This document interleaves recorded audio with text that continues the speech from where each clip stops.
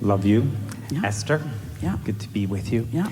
We look so much the same. And Abraham, yes. Good to be with Abraham and to see Esther.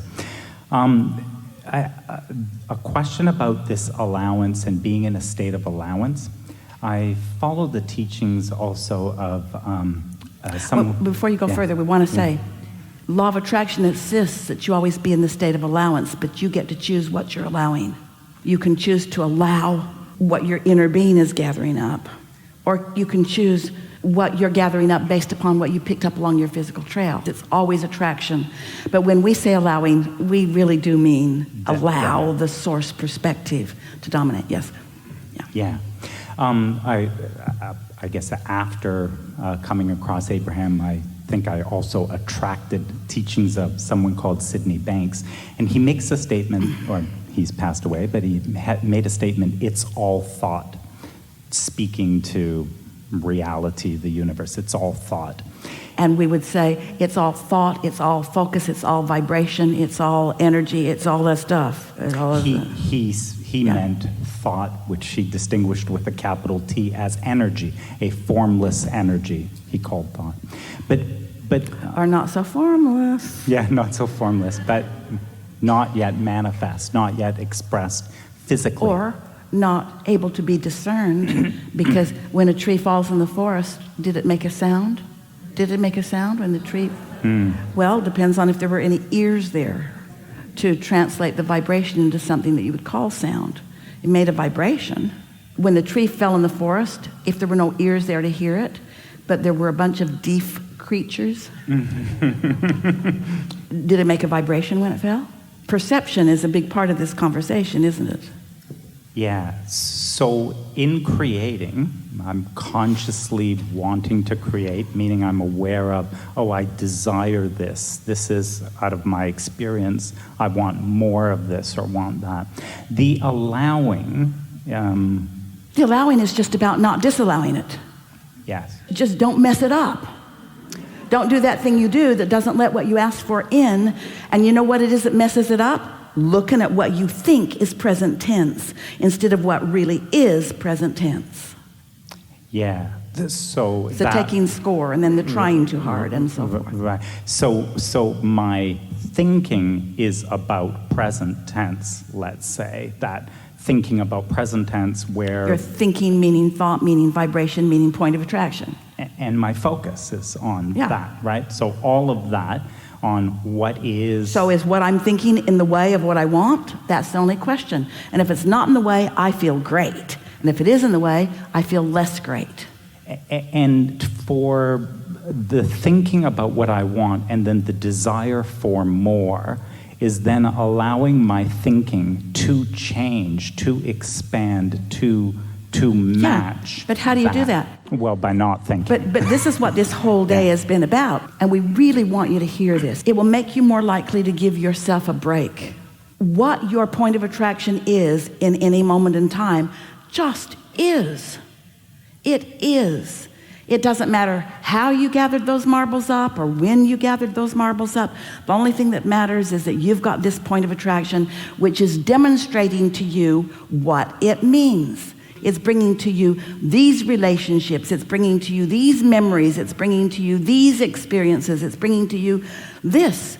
And so once you accept that you have this point of attraction and that you can, maybe not right now, this red hot minute, because momentum is a real thing, but you can change what your point of attraction is to mimic more of what you want, so you do it gradually.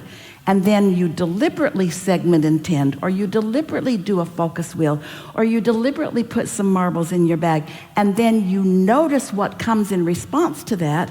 As you collect those dots, now you've got it. Now you've got it. Sometimes people say to us, or think it, we get it, we hear you anyway, and it goes like this: Abraham, you're making us schizophrenic. Because in 1 minute, you tell us to be a deliberate creator, set goals, think about what you want, segment intend, be deliberate. And in the next minute you say, let it go, chill, be in a state of allowing. What do you want us to do? And we say, we want you to know the moment you're in. We want you to know if this is the time to turn up the juice or if this is the time to turn the juice down.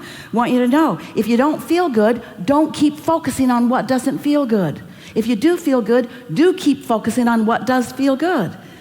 Doesn't that make sense to you? Don't you know by the way you feel? Haven't you watched enough movies to know that when it starts going bad, it's going to get real bad? You've been rooting for the bad guy because you liked him best anyway. He seemed free and he was cute and he had the best lines, and so you were really rooting for him. And then he got himself in a box canyon, and you know it's not going to end well. He's going to either have to drive off the cliff, Thelma and Louise, or the Sundance Kid. You've seen all of those. You're really rooting. You want them to get away, but you know their point of attraction is such, there's no way out of this. It doesn't get worse and worse and worse and worse and worse, and then stunningly, shockingly, better. It goes the way it's trending.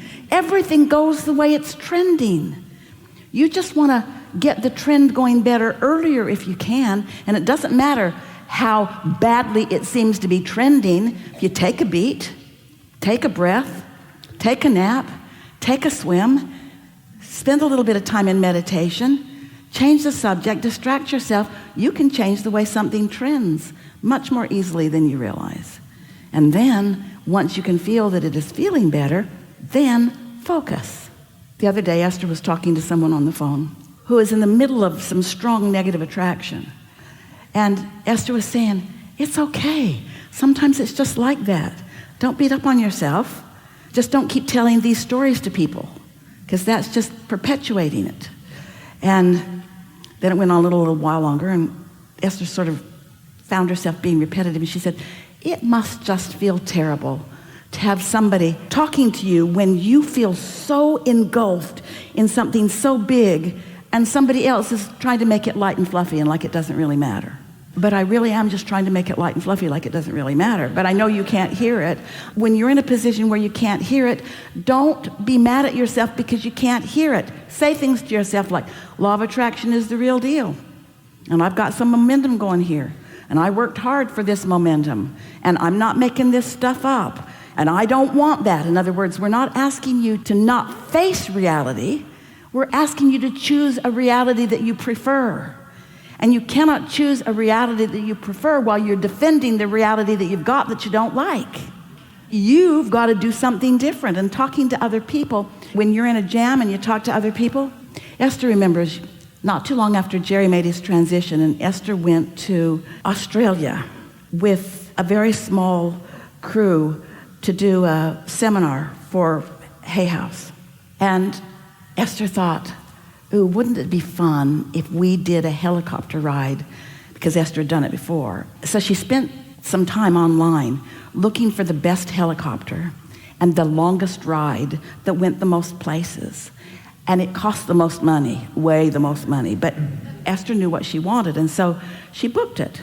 So they got over there, and they got in the helicopter, and off they went, and it was spectacular.